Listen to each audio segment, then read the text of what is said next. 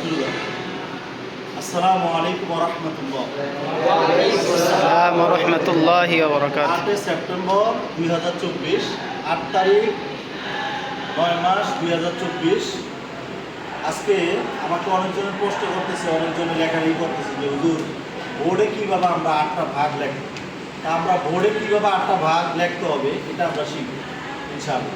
তা আমরা আজকে শিখব বোর্ডে কীভাবে 8টা ভাগ বাচ্চাদেরকে লেখাইবেন সুন্দর তরিকায়, কয় ঘর হবে। এখন দেখেন, প্রথমে আমরা বলে নিই এই বোর্ডের এক ঘর, বোর্ডের কয় ঘর? সিলেটের 2 ঘর, কয় ঘর? আর বোর্ডের 2 ঘর, সিলেটের কয় ঘর? 4 ঘর। তো যে কোনো একটা হরফ আপনি বোর্ডের 2 ঘর বা 1 ঘর লিখবেন। হ্যাঁ, তবে যদি বাচ্চাদেরকে বোঝানোর জন্য বড় আকার লিখতে পারেন। একটা কথা, আপনি মিম লিখছেন, এই বড় আকার এভাবে দিয়েছেন,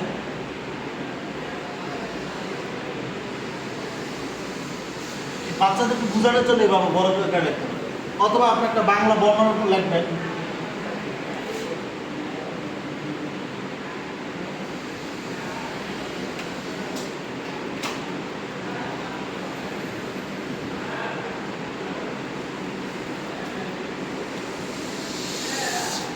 বাচ্চাদেরকে বোঝানো আকারে আপনি যদি চান তাহলে। তবে নির্দিষ্ট নিয়ম কোনটা? আমরা 2 ঘরে রাখতে হবে। কয় ঘরে? 2 ঘরে। এই যে এবার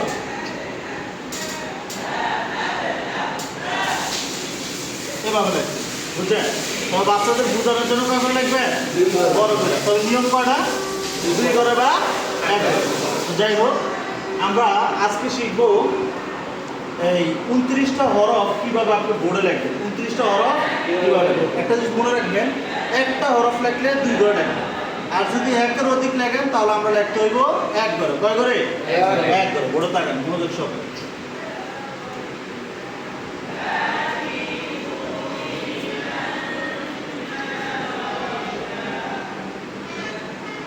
এই আলিফ লেখলাম,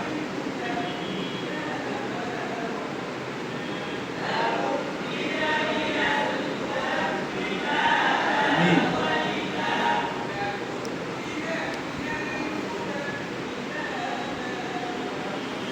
ক,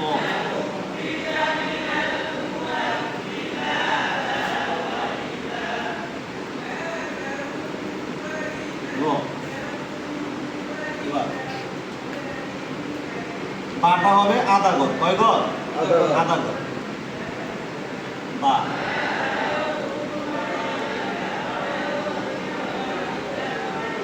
তা। সবগুলো দাঁত এক সমান হবে। সা।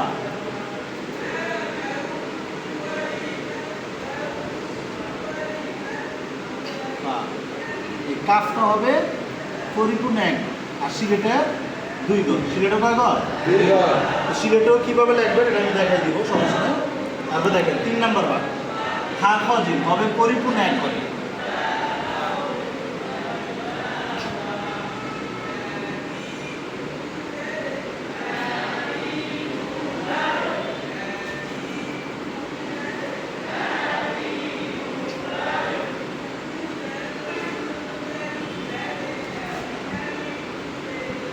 এখন আমরা 4 নম্বর ভাগটা লিখবো। কয় নম্বর ভাগটা? 4 নম্বর ভাগ। দেখেন, দিলাম, দিয়ে সুন্দর করে এখানে একটা পেজ দিয়ে এই র, যা,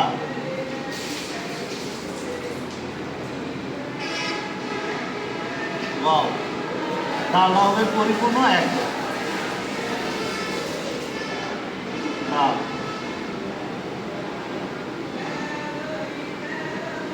দাও। এবার দেখেন সিন সিন সদ, সিন সিন সদ। দেখেন, সিনের উপরের হবে আধা ঘর। উপরে কয় ঘর? আধা ঘর।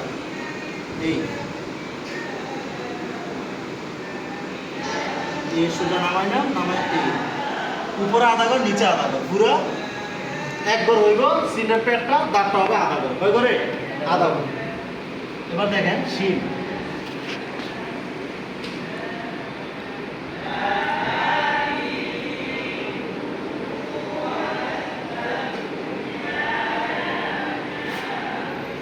সোয়াদের পেটটা, মাথাটা হবে আধা ঘর, পেটটা হবে পরিপূর্ণ এক এক ঘর।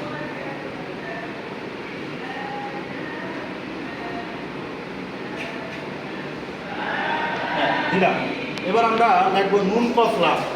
নুন কফ লাম। এখন দেখেন নুন উপরে আধা ঘর নিচে আধা ঘর হবে। এ দিলাম, এই উপরে আধা ঘর নিচে আধা ঘর। নুন কফ উপরে আধা ঘর নিচে আধা ঘর। লামটা হবে উপরে এক ঘর নিচে আধা ঘর। লামটা একটু ব্যতিক্রম।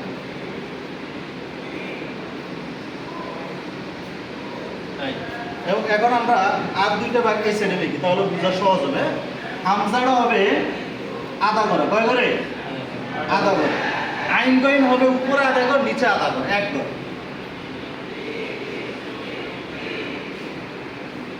আইন গইন, ঠিক আছে। এখন আমরা 8 নম্বর ভাগ। 8 নম্বর ভাগ হচ্ছে হাইয়া। হাড়া হবে পরিপূর্ণ এক ঘর। কয় ঘর? পরিপূর্ণ এক ঘর। এক ঘর। এই এবার হায়ের মাঝখান থেকে ইয়া হবে নিচে, উপরে আধা ঘর নিচে আধা ঘর।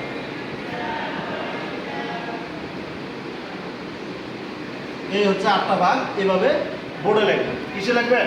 বোর্ডে। এখন যদি সিলেটে লিখতে চান, একটা সিলেট দেন। যদি সিলেটে কিভাবে লিখবেন? নতুন সিলেট দেন, নতুন বই।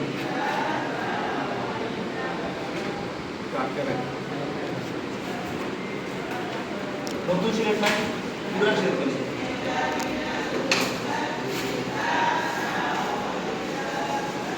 ওই সিলেট হলে মুসাদ নিয়ে। যদি আমরা সিলেটে 8টা ভাগ লিখতে যাই, কিসে লিখতে যাই? সিলেটে। এখন দেখেন এই এখানে হইছে আলিফটা এক ঘর। কয় ঘর? এক ঘর। তাহলে সিলেটে হবে 2 ঘর। তা আমরা এই যে 2 ঘর লিখলাম। দেখেন সবাই মনোযোগ দিয়ে এই দিলাম, এই আলিফ লিখলাম এক ঘর। উপরে এক ঘর নিচে এক ঘর, 2 ঘর। হ্যাঁ, ওখানে লেখছে এক ঘর।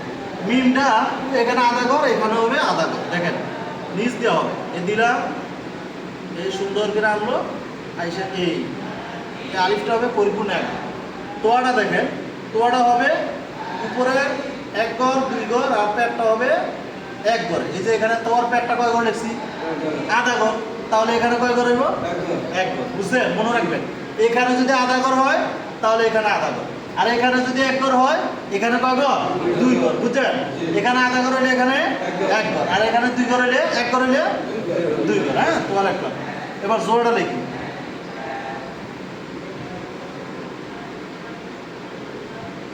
এই দেখছেন? এভাবে লিখবেন আলিফ মিম ওয়াও, আলিফ মিম ওয়াও। এবার আমরা বাতা সাফা কাফ লিখব। বাতা সাফা কাফ। দেখেন বাতা সাফা কাফ লেখার সময় যেহেতু লেখাটা একটু বেশি, তখন আমরা ছোট ঘরগুলো লেখার চেষ্টা করব, ছোট ঘরগুলাতে। এখন দেখেন এখানে বাতা সাফা কয় ঘর হয়েছে? আধা ঘর। কয় ঘর? তাহলে এখানে কয় ঘর হইব? এক ঘর। কয় ঘর? এক ঘর। এক ঘর। আমরা এক ঘর লিখলাম।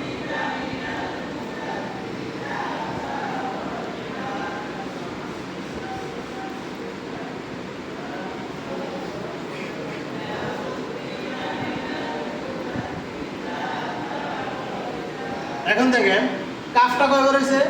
এক ঘর। তাহলে এখানে কয় ঘর হইব? 2 ঘর। 2 ঘর। মাশাআল্লাহ, এই তো বুঝা।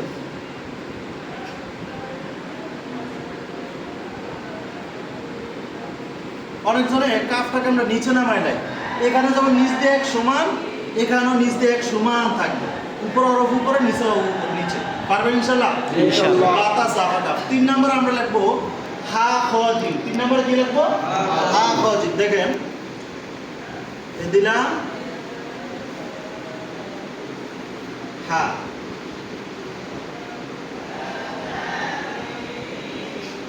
খ, জিম। এখানে যেহেতু হা খ জিম পরিপূর্ণ এক করে লিখছি, তাহলে এখানে কয় ঘর হইব? 2 ঘর। ঠিক আছে? বুঝছেন? এবার আমরা 4 নম্বর ভাগটা লিখবো। কয় নম্বর ভাগ? 4 নম্বর। 4 নম্বর ভাগ। তো 4 নম্বর ভাগে যেহেতু হরফটা বেশি, তাহলে আমরা ছোট ঘরগুলো ইউজ করবো। কোন ঘরগুলো? লেখা কম হইলে বড় ঘর, লেখা বেশি হইলে ছোট ঘর। বুঝতে হবে। হ্যাঁ, তো 4 নম্বর হচ্ছে রজা বদাল দা রজা ওয়াদা দা। এখন দেখেন রটা এখানে উপরে আধা ঘর, নিচে পরিপূর্ণ হিসাবে পুরো আধা ঘর নিচে, ওয়াওটা উপরে, দাওজানটা উপরে দিকে গেছে, তাহলে রটা সিলেট হবে 2 ঘরে। কয় ঘরে? 2 ঘরে। এই দেখেন, এই দিলাম, এই র যা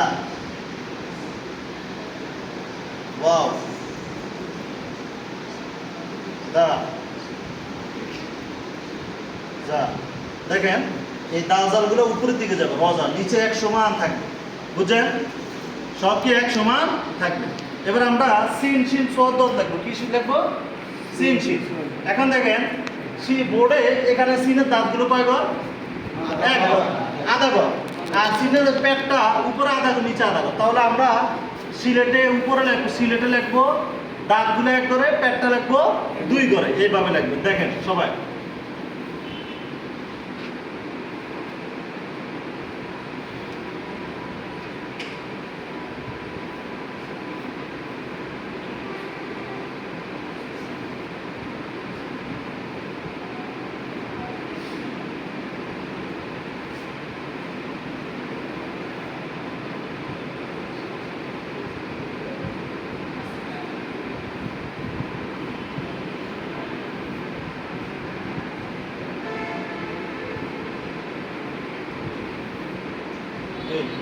এই যে এইভাবে লাগবে। সোয়াদের পেটটা এখানে আধা ঘর যেহেতু হয়েছে, তাহলে পেটটা হবে ইয়াটা মাথা হবে 1 ঘরে, পেটটা হবে 2 ঘরে।